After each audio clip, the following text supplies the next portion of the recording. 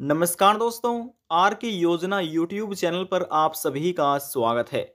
यदि आपके परिवार में या रिलेशन में कहीं पर भी बुजुर्ग व्यक्ति रहते हैं और आप उनकी पेंशन बनवाना चाहते हैं, कैसे आप वर्ष 2024 के अंतर्गत ऑनलाइन रजिस्ट्रेशन कर सकते हैं और आप उनको 3,000 रुपये पेंशन उनके बैंक खाते में प्राप्त करवा सकते हैं। ऑनलाइन आवेदन कैसे किया जाता है, किन डॉक्यूमेंट की आवश्यकता होगी, ज़रूरत होगी, संपूर्ण जानकारी इस वीडियो के माध्यम से आपको मिलने जा रही है। स्टेप बाय स्टेप सभी जानकारी आपको दी जाएगी।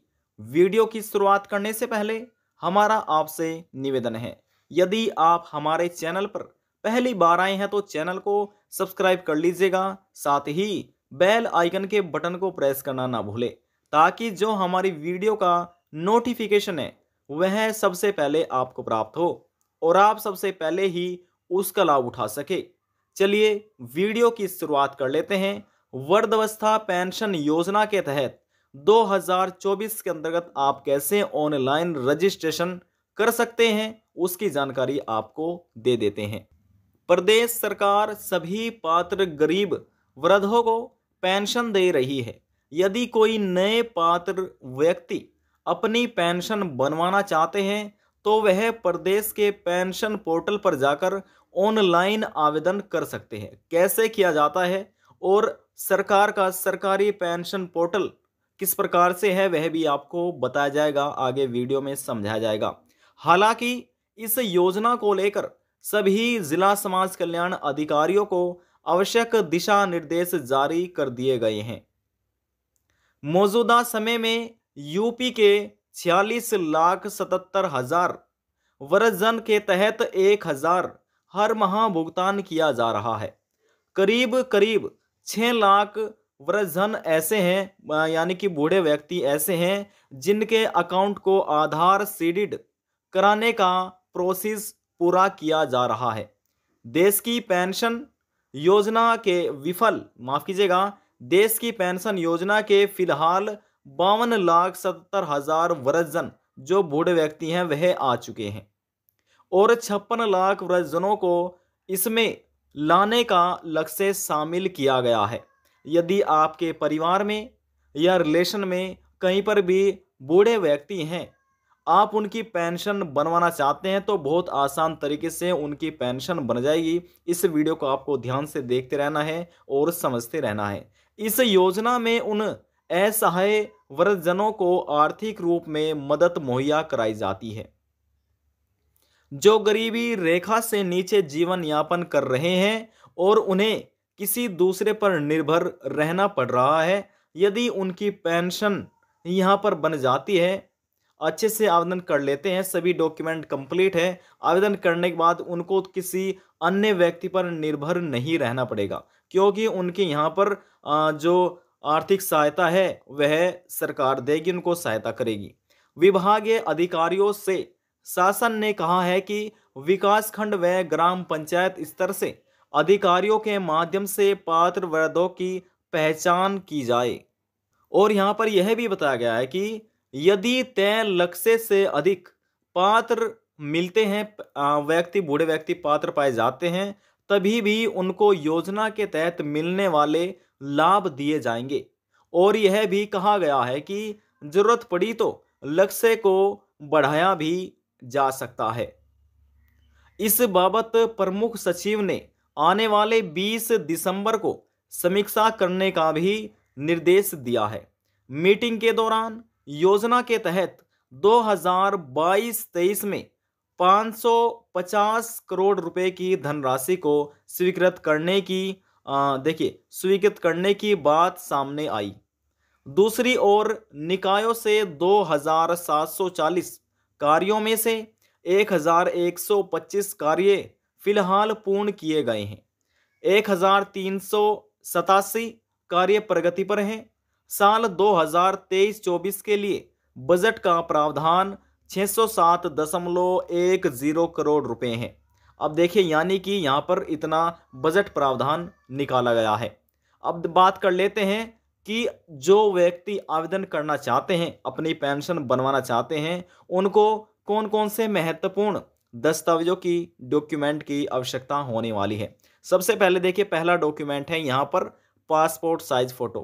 आवेदनकर्ता के पासपोर्ट साइज फोटो होने चाहिए, आयु प्रमाण पत्र होना चाहिए, आधार कार्ड उनके पास होना चाहिए, उनका पहचान पत्र भी उनके पास होना चाहिए, बैंक की पासबुक, आय प्रमाण पत्र, जाति प्रमाण पत्र, और यहाँ तक कि उनके पास मूल निवास, जिसे डोमिसाइल भी बोला जाता है, मूल निवास उनके पास होना चाहिए। ये सभी डॉक्यूमेंट आपके पास होने चाहिए।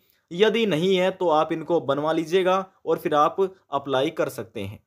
अप्लाई कैसे किया जाता है वह भी आपको बताया जाएगा। सबसे पहले यहाँ पर आप नियम व पात्रता जान लीजिए। जो आवेदन करने वाले हैं, आवेदक की उम्र 60 से लगाकर 150 वर्ष के बीच होनी चाहिए, यानी कि 60 वर्ष से ज़्यादा होनी चाहिए या फिर 60 वर्ष होनी चाहिए, तो यहाँ पर वे आवेदन कर सकते हैं, उनको लाभ दिया जाएगा। आवेदक गरीबी रेखा से नीचे होना चाहिए, इसीलिए आय सर्टिफिकेट मांगा जाता है। उसकी वार्षिक आय ग्रामीण यदि कोई व्यक्ति हैं, पात्र व्यक्ति हैं, आवेदन करना चाहते हैं और ग्रामीण क्षेत्र के निवासी हैं, तो उनकी वार्षिक आय होनी चाहिए। देखिए लिखा है, ग्रामीण क्षेत्र के अंतर्गत वार्षिक आय 46,080 होनी चाहिए। और यदि कोई शहर में रहने वाले व्यक्ति हैं और वह इस योजना के लिए आवेदन करना चाहते हैं, तो शहरी क्षेत्र के लिए जो उनकी आय निर्धारित की गई है वह 56,460 होनी चाहिए, तभी वे लाभ ले सकते हैं, या फिर इससे कम होनी चाहिए।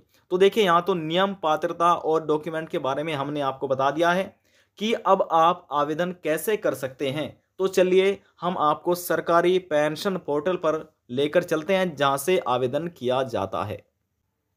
जैसे हमने मोबाइल फ़ोन में गूगल क्रोम ब्राउज़र को ओपन किया हुआ है, इसी प्रकार से आपको भी ओपन कर लेना है। अब यहाँ पर हम लिख लेते हैं यूपी पेंशन। यूपी पेंशन हमने लिखा और इसको हम सर्च कर देते हैं। अब जैसे हमने सर्च किया, सर्च होने के बाद यहाँ पर आप पढ़ सकते हैं ssp.up.gov। यह एक पेंशन का सरकारी पोर्टल है, हम इसी पर ही क्लिक कर लेते हैं। आपको भी इसी पर ही क्लिक करना है।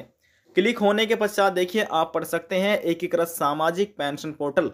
उत्तर प्रदेश के मुख्यमंत्री योगी आदित्यनाथ की यहाँ पर आप फोटो भी देख सकते हैं, और यहाँ पर प्रधानमंत्री नरेंद्र मोदी जी की फोटो आप देख रहे होंगे। तो यहाँ पर ये सभी चीज़ें अपडेट की गई हैं। अब देखिए, यहाँ पर आने के बाद आपको नीचे आना है। अब नीचे आने के बाद देखिए, आपको लिखा मिलेगा यहाँ पर वृद्धावस्था पेंशन योजना है, लिखा है योजना के विषय पर। यहाँ पर हम इसको क्लिक कर लेते हैं। क्लिक हमने किया और हमारे सामने इस प्रकार से अगला पेज ओपन हो चुका है। पढ़ सकते हैं वृद्धावस्था पेंशन योजना। नीचे आपको आना है, देखिए लिखा है ऑनलाइन आवेदन करें। यहाँ पर आपको क्लिक करना है। जब आप इस पर क्लिक करेंगे, क्लिक होने के पश्चात देखिए लिखा हुआ है ओल्ड एज पेंशन, समाज कल्याण विभाग यूपी, यानी कि उत्तर प्रदेश, गवर्नमेंट ऑफ उत्तर प्रदेश। वृद्धावस्था पेंशन समाज कल्याण विभाग उत्तर प्रदेश सरकार। जितने भी उत्तर प्रदेश राज्य के रहने वाले व्यक्ति हैं और वह 60 साल के हैं, 60 वर्ष से अधिक उनकी उम्र हो चुकी है, आयु हो चुके हैं, और वह व्यक्ति आवेदन करना चाहते हैं, तो इसी प्रकार से स्टेप बाय स्टेप इस पोर्टल पर आकर ऑनलाइन आवेदन कर सकते हैं, या फिर आप नज़दीकी जन सुविधा, जिसे CSC सेंटर भी बोला जाता है, वहां पर जाकर आप ऑनलाइन आवेदन इसी प्रकार से स्टेप बाय स्टेप करा सकते हैं। अब कैसे किया जाता है, देखिए यहाँ पर सबसे पहले जनपद है, आपको अपने जनपद का चुनाव कर लेना है। तो मान लीजिए आप देखिए उत्तर प्रदेश में 75 जनपद है, तो इसमें से जो भी आपका जनपद होगा आपको उस पर क्लिक कर देना है। पूछा जा रहा है कि आप गांव के निवासी हैं या फिर शहर के निवासी हैं। यदि आप गांव के निवासी हैं तो इस पर आपको क्लिक करना है। फिर पूछा जाता है कि आपकी तहसील कौन सी आपकी तहसील है, जिसे सब डिस्ट्रिक्ट भी बोला जाता है। तो हम यहाँ पर क्लिक कर लेते हैं। उसके बाद देखिए यहाँ पर ओपन हो चुका है, बताया जा रहा है कि आप अपने ब्लॉक का चुनाव कीजिए, जो आपका ब्लॉक है। अब जो भी आपका ब्लॉक होगा उसका आपको चुनाव कर लेना है। यहाँ पर फिर बताया जा रहा है कि आप अपनी ग्राम पंचायत का चुनाव कीजिएगा। ग्राम पंचायत पर इस प्रकार से आपको क्लिक करना है, जो आपकी ग्राम पंचायत होगी। फिर बोला जा रहा है कि आप अपने गाँव का चुनाव कीजिए, जिस गाँव के आप निवासी हैं, आपका मूल निवास बना हुआ है। इस पर हमने क्लिक कर दिया है। अब बताया गया है आवेदक का नाम। यहाँ पर जो व्यक्ति योजना का लाभ लेना चाहते हैं उनको अपना नाम यहाँ पर दर्ज करना है। महिला है या पुरुष है उसका आपको चुनाव यहाँ से कर लेना है। ठीक है ना। चुनाव होने के बाद यहाँ पर अपनी जन्म तिथि डाल देनी है जो आपके आधार कार्ड में होगी या फिर इसी प्रकार से आपके जन्म प्रमाण पत्र में होगी, तो यहाँ पर आपको दर्ज कर देना है। यहाँ पर फिर से अपने पिताजी का आपको नाम लिखना है। अपनी कैटेगरी का चुनाव करना लेना है। जनरल, ओबीसी, माइनॉरिटी, किस कैटेगरी में आप आते हैं लिखा देखिए, general, minority, OBC, SC, ST, जिस कैटेगरी में आप आते हैं उसका आपको चुनाव कर लेना है। फिर देखिए यहाँ पर बताया गया है, यहाँ पर संपर्क सूत्र बताया गया, यानी कि मोबाइल नंबर यहाँ पर आपको डालना है और वही मोबाइल नंबर यहाँ पर आपको कंफर्म कर लेना है। पूरा एड्रेस जो आपके मूल निवास में दिया गया है वही आपको यहाँ पर दर्ज करना है। देखिए एक चीज़ आप याद रखिएगा, आपके आधार कार्ड में भी, मूल निवास में भी और बैंक के पास में भी यदि आपका एड्रेस आता है तो एक जैसा ही एड्रेस होना चाहिए, आपका नाम एक जैसा होना चाहिए, जन्म तिथि एक जैसी होनी चाहिए, किसी भी प्रकार की कोई गलतियां नहीं होनी चाहिए, तभी आप आवेदन अच्छे से कर पाएंगे। अन्यथा आप आवेदन तो कर पाएंगे, वह पेंडिंग में रहेगा, फिर आप योजना का लाभ नहीं ले पाएंगे। तो एक जैसा नाम, एक जैसी जन्म तिथि, कोई मात्राओं की गलतियां नहीं होनी चाहिए, स्पेलिंग से गलती नहीं होनी चाहिए और आपके एड्रेस में किसी भी प्रकार की गलतियां नहीं होनी चाहिए। यदि गलतियां पाई जाती है तो आप इसको पहले ही ठीक करा लीजिएगा, फिर आप आवेदन कीजिएगा। नीचे आने के बाद देखिए बैंक विवरण दिया गया जिसमें आपको अपना बैंक का नाम देख लेना है। आप बैंक शाखा कहाँ पर शाखा है, अकाउंट नंबर दोबारा से कंफर्म करना है, आईएफएससी कोड आपको यहाँ पर दर्ज करना है। नीचे आय का विवरण इसमें बताया गया है। आय के विवरण में देखिए लिखा हुआ है तहसीलदार द्वारा प्रदत्त आय प्रमाण पत्र, आवेदन संख्या यहाँ पर दर्ज करनी है। तहसीलदार द्वारा प्रदत्त आय प्रमाण पत्र सर्टिफिकेट नंबर यहाँ पर आपको दर्ज करना है। नीचे आइएगा, दस्तावेज आपको अपलोड करने हैं जिसमें यहाँ पर फोटो मांगे गए हैं जो कि 20 KB के होने चाहिए।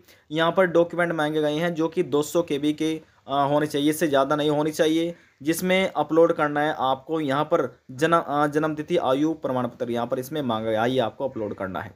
और यहाँ पर इसमें बताया है कि मेरे द्वारा सभी जानकारी दी गई सभी सही है, यदि कोई गलतियाँ पाई जाती है तो इसके मैं स्वयं जिम्मेदार रहूँगा, ये यहाँ पर। और ये सभी इसमें आपको पढ़ना है, तभी यहाँ पर आपको क्लिक करना है, ये कैप्चा कोड आपको दर्ज करना है और सबमिट पर क्लिक करना है। इसी प्रकार से आपके सामने अगला पेज ओपन होगा। ये सभी ऑनलाइन फॉर्म इसी प्रकार से भरा जाता है, आपको भर लेना है या फिर नज़दीकी जन सुविधा सेंटर पर जाकर आप इसको ये फॉर्म भरवा सकते हैं। आज की जानकारी में बस इतना ही। यदि आपको हमारी दी हुई जानकारी पसंद आई तो वीडियो को जरूर लाइक कर दीजिएगा, आपके एक लाइक से हमें बहुत ज़्यादा मोटिवेट मिलता है। और यदि जानकारी को लेकर मन में कोई सवाल है, डाउट है, पूछना चाहते हैं, नीचे कमेंट बॉक्स में जाकर पूछ सकते हैं, सभी सवालों का जवाब आपको दे दिया जाएगा। लास्ट में हम निवेदन यही करेंगे, चैनल को सब्सक्राइब और साथ ही बेल आइकन के बटन को प्रेस करना ना भूलें। अब हम आपसे मिलते हैं नेक्स्ट वीडियो में एक और नई जानकारी के साथ। जब तक के लिए जय हिंद, जय भारत।